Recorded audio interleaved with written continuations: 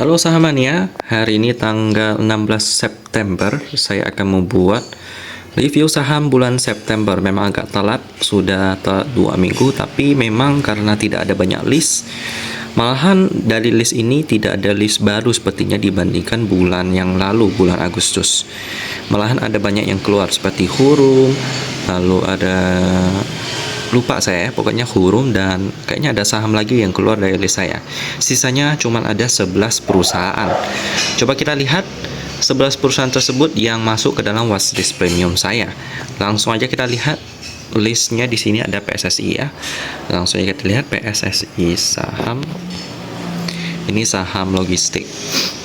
Pastinya kita udah kenal banget. Oke, dari beritanya petingginya lepas saham. Ini bukan petanda baik sih.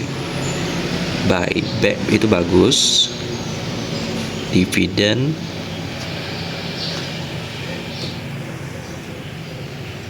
Oke, overall aman sih.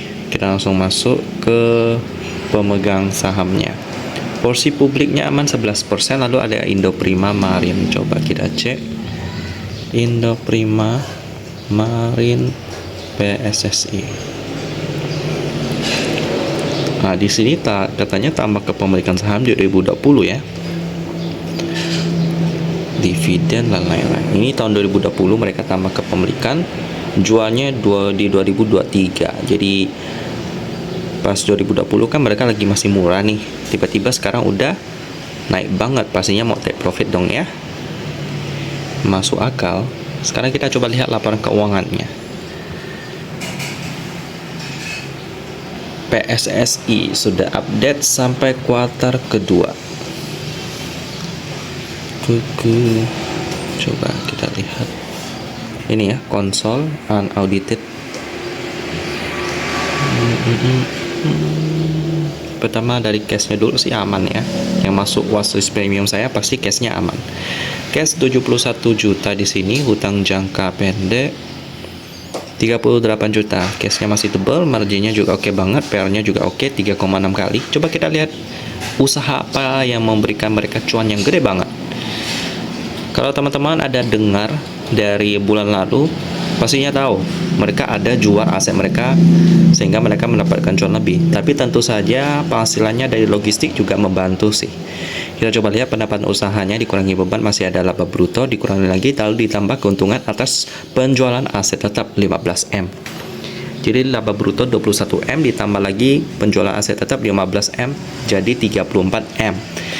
Dikurangi pajak dapat 30M. Jadi memang bisa dibilang hampir setengah labanya itu datang dari penjualan aset. Ini kayaknya dari kuartal kedua ya. Oke, sering jual aset mereka nih. Coba kita lihat pendapatan usahanya itu apa. Ini dia, muatan apung dan pengangkutan 36M. Apa yang mereka angkut? Sepertinya ada banyak ya. Komoditas. Overall itu list pertama kita kemarin naik 7%. Ini apakah boleh diinvestasikan? Ya boleh-boleh aja sih. Kalaupun pendapatannya dikurangi dari penjualan asetnya cuma sisa 100 gitu, juga tetap oke untuk watchlist standar ya. Nah, itu yang pertama. Sekarang kita list kedua, TB. Coba kita lihat ya. TB saham.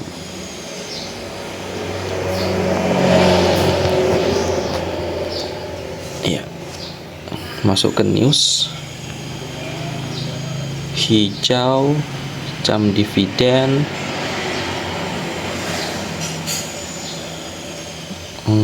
Overall tentang dividen kebanyakan sih ya, karena dividennya cukup gede kemarin, Rp30. Sekarang coba kita lihat pemegang sahamnya. Beritanya sih aman. Porsi publik 32% aman. Lalu ada Prima Mineral Utama.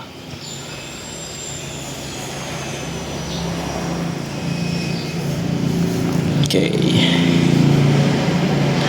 Pemegang saham TB akuisisi aset Heru Hidayat terpidana Jiwasraya. Kayak juga dia. Lalu ada aksi merger akuisisi, diborong sahamnya. Overall aman. Kita langsung masuk ke laporan keuangannya. TB udah update sampai kuartal kedua. Ini ya, final report udah saya download kemarin karena pernah saya review juga.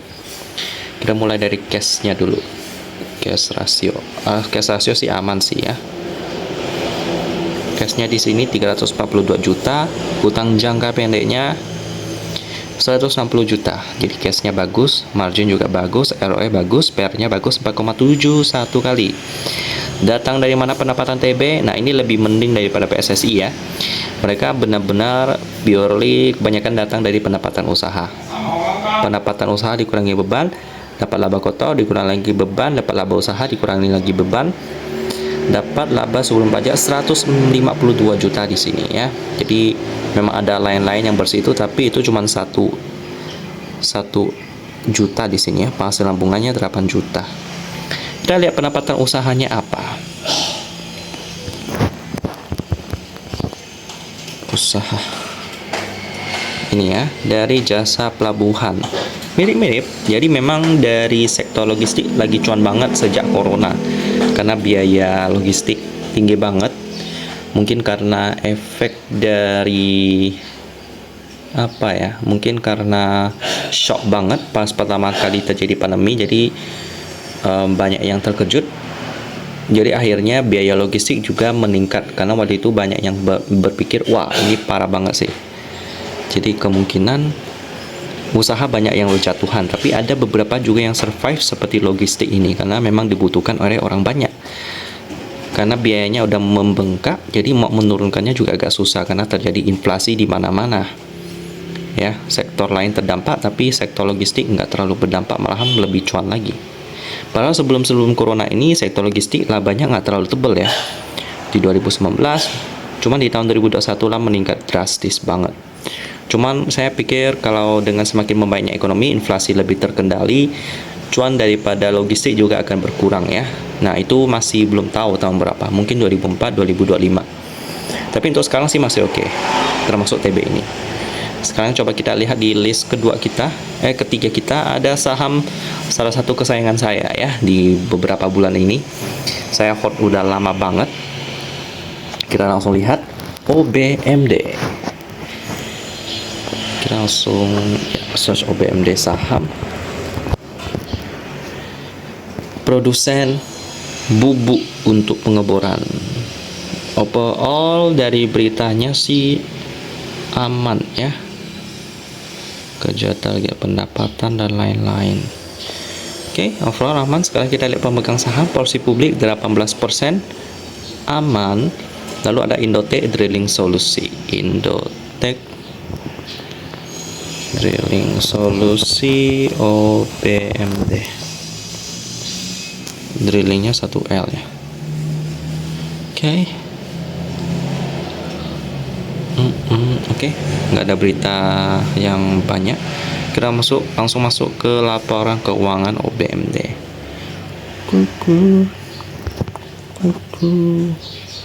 Cukurku udah update sampai kuartal kedua. Yang ini ya, financial statement. Langsung kita bandingkan dengan RT Business. Cashnya bagus banget. Cashnya sangat tebal, hampir 3 kali lipat daripada hutang jangka pendeknya. Udah diaudit juga nih ya. Coba kita lihat opininya. Kesimpulan, tidak ada hal-hal yang menjadi perhatian kami yang menyebabkan kami percaya bahwa laporan keuangan interim terlampir tidak menyajikan secara wajar. Jadi aman. Cash 39M, hutang jangka pendek 13M masih aman. Margin bagus banget, ROE bagus, per 4,8 kali bagus juga. Coba kita lihat penjualan bersih dikurangi lagi beban, dapat laba kotor dikurangi lagi, dapat laba usaha. Memang ini beban administrasi dan umumnya memang gede banget ya. Gajinya kepada direksi dan komisaris memang gede sih. Tapi kalau kinerja perusahaannya oke, ya memang mereka pantas dapat bonus sih. Cuman harus diperhatikan juga ya, jangan terlalu gede juga. Lalu di sini ada laba sebelum pajak penghasilan 30M. Kita lihat penjualan bersihnya apa yang mereka jual. Pastinya adalah bahan aditif untuk pengeboran. Untuk lokalnya surprisingly sangat mendominasi ya, 46M. Lalu penjualan ekspornya menyusul 36M. Lalu untuk penjualannya juga sangat surprisingly pihak ketiga gede banget 82M. Malahan semuanya itu dijual ke pihak ketiga. Tidak ada pihak berelasi. Jadi memang mereka tidak mengandalkan penjualan kepada insider, tapi mereka menjualnya ke pihak ketiga. Jadi sangat banyak sekali yang percaya dengan produk OBMD ini. Itulah kenapa saya juga sangat suka ya. Seperti Baru Indonesia sama MS Oil and Natural Gas Corporation, mereka yang menjadi langganan utamanya. Overall itulah list ke berapa tadi? Ketiga ya. Sekarang kita masuk yang keempat. GEMS, perusahaan batu bara nih. GEMS saham. Cukurku. Ambil alih saham GEMS. Overall sih aman ya. Nggak ada berita hukum yang memberatkan perusahaan. Kita langsung masuk ke pemegang saham. Porsi publik aman 12%. Lalu ada Dwayne, Dian, Swastatika, Santosa TPK memegang 51%. Coba kita cek apa tadi? Swastika ya. Swastatika. Tika Sentosa GEMS.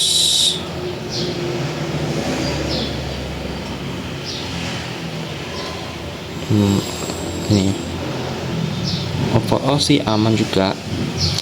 Langsung kita masuk ke laporan keuangannya saja ya, yang sangat rajin bagi dividen. Memang perusahaan batubara yang sukses suka bagi dividen.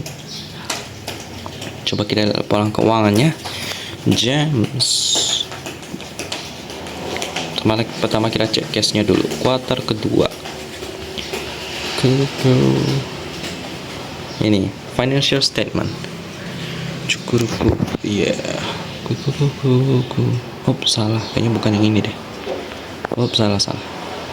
Berarti yang laporan keuangan. Limited review. Ya, yang ini ya.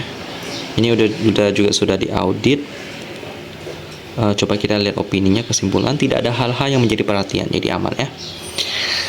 Pertama kita cek cashnya dulu. Cashnya di sini 424 juta, hutang jangka yang pendek 386 juta, cash aman, tipis banget amannya ya. Wow, ini marginnya bagus banget, ROE-nya juga bagus banget, penjualannya sangat gede banget ya. Kita coba lihat pendapatannya datang dari mana. PR-nya 3,5 kali. Pendapatan dari kontrak dengan pelanggan dikurangi beban, dapat laba bruto dikurangi lagi, dapat laba usaha dikurangi lagi, dapat laba sebelum pajak penghasilan. Bagus banget. Pendapatannya gede banget dari kontrak.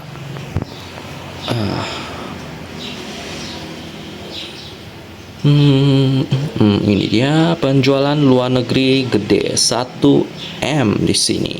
Penjualan dalam negeri 421 juta. Pelanggannya dari pihak ketiga yang paling gede. Dari penjualan mata uangnya dolar Amerika yang paling gede ya. Sisanya rupiah. Memang penjualannya masih didominasi dolar sih. Malahan semuanya kalau penjualan internasional pakai dolar.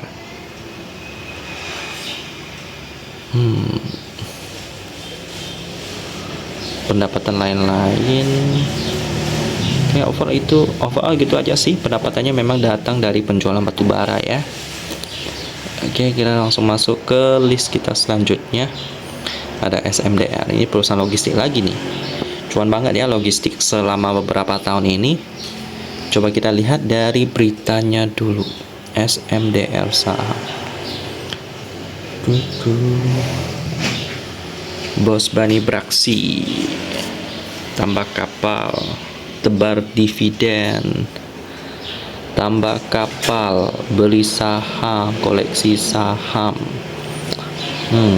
Overall aman sih beritanya. Kita langsung masuk ke pemegang sahamnya. Porsi publik aman 21%. Lalu Samudera Indonesia Tangguh. That's SMDR. Oke, aman ya. Beritanya mirip-mirip juga, tambah kapal, dividen, borong saham, gitu-gitulah. Kita langsung masuk ke laporan keuangan SMDR yang menurun drastis tapi tetap oke sih. Apalagi kalau pendapatannya masih sama seperti tahun kemarin ya. SMDR kuartal kedua QQ yang ini. Kita lihat cash rasio dulu. Cashnya di sini 411 juta, hutang jangka pendek 282 juta. Masih aman, margin juga bagus, ROE bagus, PER bagus 3,7 kali. Kita lihat pendapatannya dari mana aja. Pendapatan jasa dikurangi biaya jasa, lalu dikurangi lagi beban, dapat laba sebelum pajak penghasilan 78M. Ini memang dari pendapatan lain-lain, itu dapat dari pendapatan bunga juga. Lalu ada keuntungan dan kerugian lain-lain. Itu mungkin dari valuasi ya, perbedaan selisih mata uang asing. Kita lihat pendapatan jasanya datang dari mana. Pastinya dari ini lebih terbuka dia ya, pendapatan uang tambang yang paling gede memang ya, dari batu bara lah, nikel lah, juga membutuhkan banyak sekali logistik, karena itu mereka cuan banget dari sana. Kalau harga komoditas lagi turun lagi, maka cuan mereka bisa berkurang lagi karena transaksinya bakal lebih sepi lagi. Overall untuk sekarang sih masih oke SMDR ini ya. Sekarang kita lihat batu bara lagi, MCOL saham. Masuk ke news, laba anjlok, kekayaan pemilik ikut drop, dividen,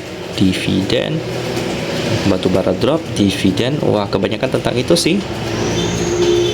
Overall aman. Kita langsung masuk ke pemegang saham. Posisi publik aman 9%, masih memenuhi ketentuan free float minimal 7,5% dari OJK. Lalu ada Edika Agung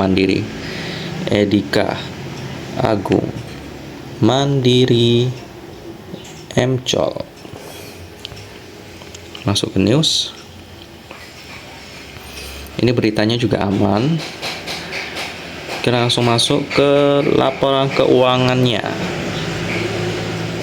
MCOL yang sudah aktif sampai kuartal kedua.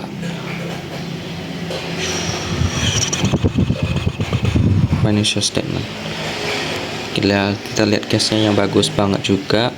Cashnya di sini 197 juta, hutang jangka pendek 94 juta. Nice, 2 kali lipat lebih gede cashnya, margin oke, ROE oke, PER juga oke, 3,9 kali. Coba kita lihat pendapatannya datang dari mana aja. Pendapatan dikurangi beban, dapat laba bruto dikurangi lagi, dapat laba usaha dikurangi lagi, dapat laba sebelum pajak. Nice, gede banget pendapatan dari batu baranya. Ya, ini kayaknya agak jauh, kita skipnya.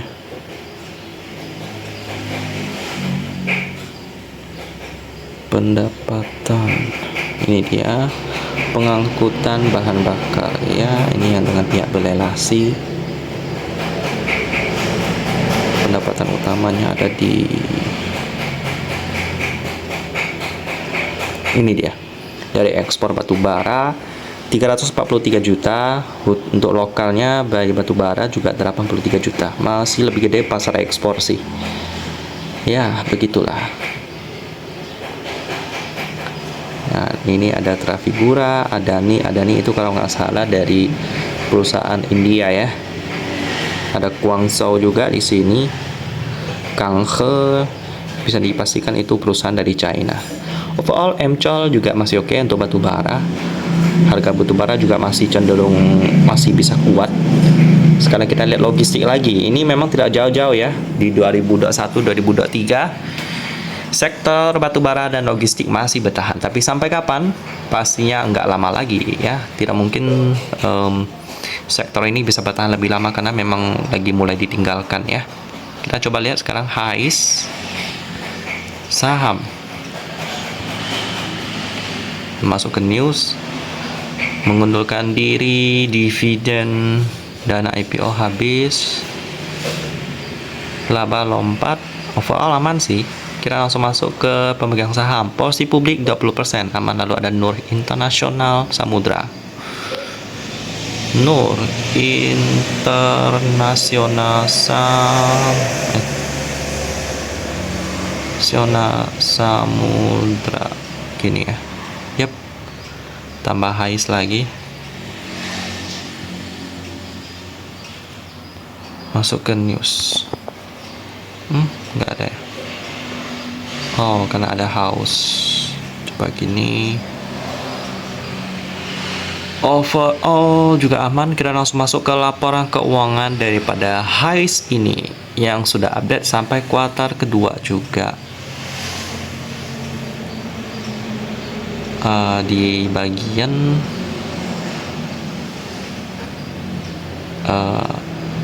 ini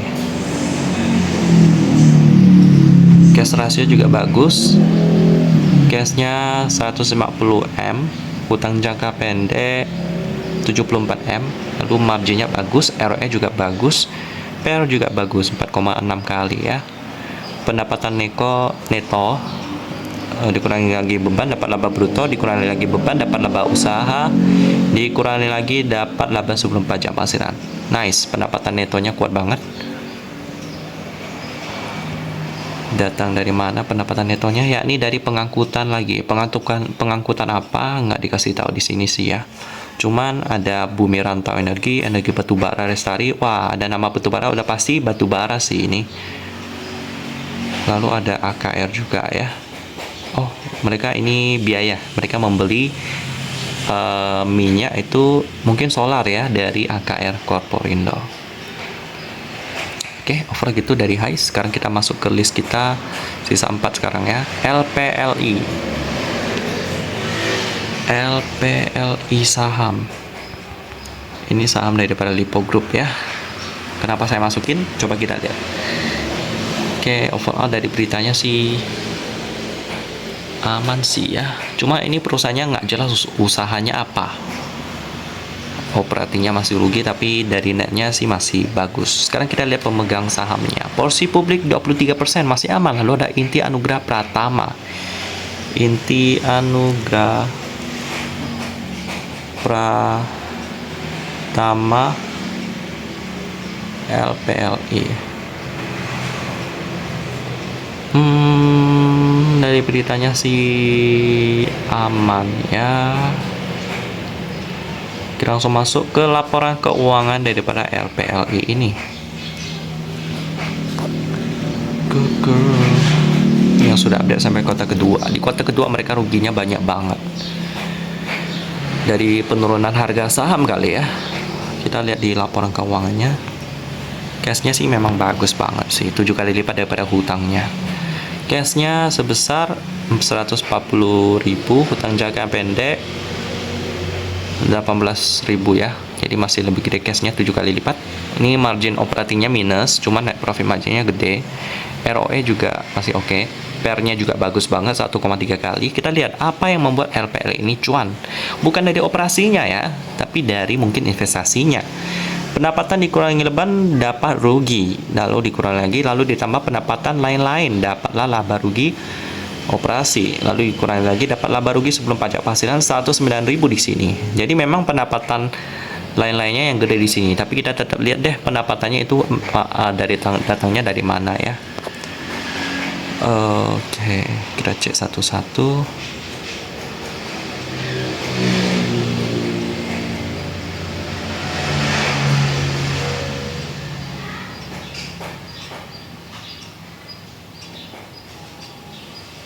Oke. Nah, ini pendapatan sewa. Jadi mereka ada properti yang disewakan. Jadi mereka harusnya bergerak di properti ya. Oh, benar ya. Cuman rugi ini dari pendapatan propertinya nih. Oke, kita masuk ke pendapatan lain-lain, pendapatan bunga, lalu ada laba atas in-bank aset gede banget ya.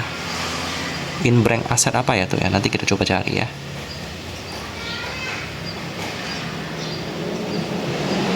Laba atas in-bank aset.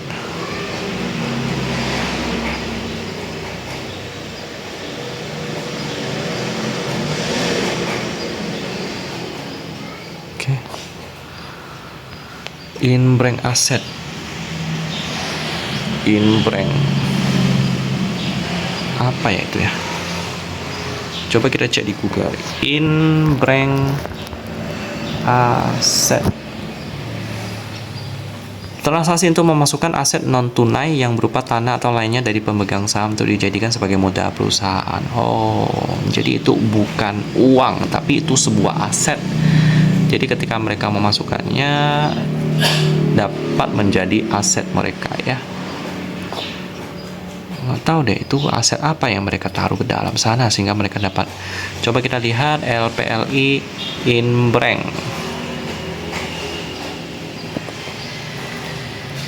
Oke, coba kita lihat.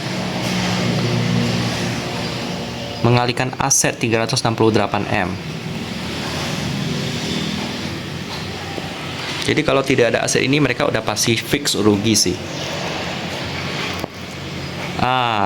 Jadi pengalihan aset itu seiring dengan rencana peningkatan modal dengan hak memesan efek terlebih dahulu ya, atau bisa dibilang ini right issue, bukan private placement. Pengalihan aset itu bukan berbentuk tunai alias inbreng, tepatnya yaitu pengalihan aset seluruh ruangan dalam gedung Geraha Lipo. Pengalihan aset milik Star Pacific itu berupa sertifikat hak guna bangunan. Oke.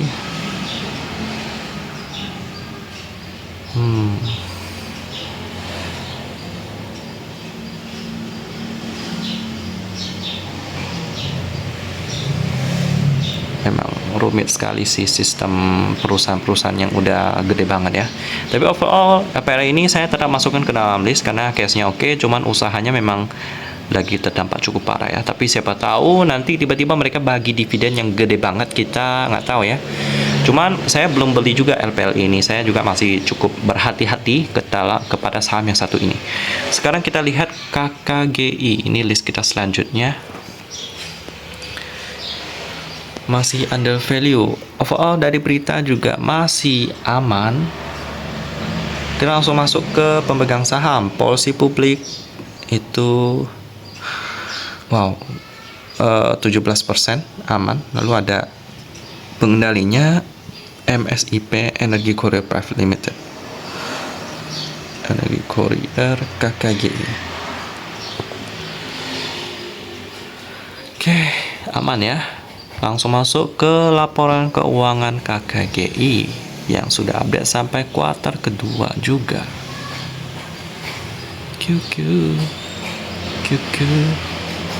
Cukurku. Kok ABMM sih? Saya maunya KKGI. Ini dia.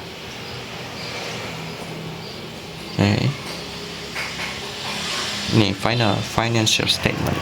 Cashnya sih oke. Cukup tipis ya cashnya ya. Hampir tidak mampu. Cashnya di sini 55 juta, hutang jangka pendek 46 juta aman. Margin bagus, ROE bagus, PER-nya juga bagus 3,1 kali. Kita langsung lihat pendapatannya. Pendapatan usaha dikurangi lagi beban, dapat laba kotor dikurangi lagi, dapat laba usaha dikurangi lagi, dapat laba sebelum pajak bagus. Pendapatannya mendominasi, beda dengan PSSI yang dari penjualan aset ya, itu kurang bagus sih. Pendapatan usaha. Oke, hang kali ya. Oh, nah ini dia. Ini dia di sini. Nah, dari ekspor batubara paling gede. Nih, mereka ekspornya ke World Resource Private ya, nggak tahu negara mana itu. Oh, kemungkinan Korea sih, ada Korea, India, Bangladesh, itu yang paling banyak memberi batu bara daripada KKGI. Oh, ada opa-opa ya dari Korea ya. Sekarang kita masuk ke perusahaan selanjutnya. Ini batu bara lagi, sisanya ditutup dengan batu bara ITMG dan Adro. Kita lihat ITMG dulu. ITMG saham memang banyak sekali perusahaan batu bara yang masih cuan di 2023 ini. Dividen dan lain-lain. Overall aman sih ya. Langsung kita masuk ke pemegang sahamnya. Polisi publik 34% masih aman. Lalu ada Banpu Minerals ITMG. Dividen dan lain-lain. Overall gitu aja sih. Langsung kita masuk ke laporan keuangannya aja. IDX. ITMG. Kuartal kedua. FS Financial Statement. Cashnya sih oke ya, 3 kali lipat, hutangnya bagus juga, agak sehat. Coba kita lihat kesimpulannya, tidak ada hal-hal yang menjadi perhatian, aman ya. Cashnya 1 juta di sini, hutang jangka pendek 324.000, bagus, margin bagus, ROE juga bagus, PER juga bagus 3,5 kali ya. Coba kita lihat pendapatannya datang dari mana aja. Pendapatan bersih dikurangi lagi beban, dapat laba kotor dikurangi lagi, dapat laba sebelum pajak penghasilan. Pendapatan bersih pasti datang dari batu bara. Oh ya betul, batu bara ya, nggak disembunyikan di sini. 1,2 juta itu kepada Shanghua Hong Kong, paling gede ya dari pihak pelanggan. Oke, itulah batu bara. Sekarang kita lihat yang terakhir juga batu bara. Batu bara. Adro. Saham. Kita masuk ke news. Beritanya sih juga aman di sini. Langsung kita masuk ke pemegang saham. Porsi publik 38% aman, lalu ada Adaro Strategi Investment. Strategi Investment Adro. Masuk ke news. Oke, overall juga aman ya.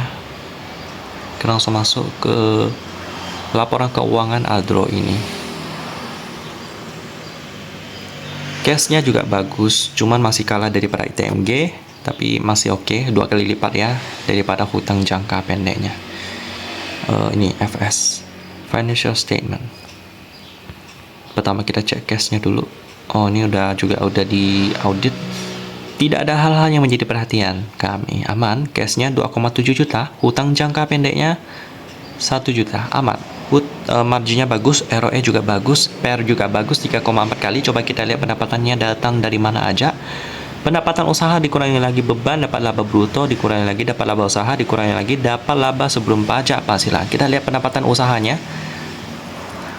Usaha, oke. Datang dari penjualan batu bara, nggak disembunyikan di sini ya. Jadi cukup teridentifikasi ya, dari pasar ekspor 2,8 juta. Itu kemana aja, negara mana? Coba kita lihat apakah ada TNB Field Service ya. Ke negara mana nggak disebutkan di sini sih. Jadi gitu aja listnya teman-teman, ada 11 perusahaan. Coba kita lihat lagi ya.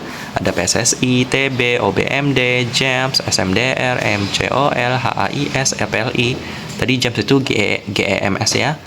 RPLI, lalu KKGI, ITMG, dan ADRO. Overall gitu aja sih teman-teman. Semoga bisa membantu selama bulan September ini.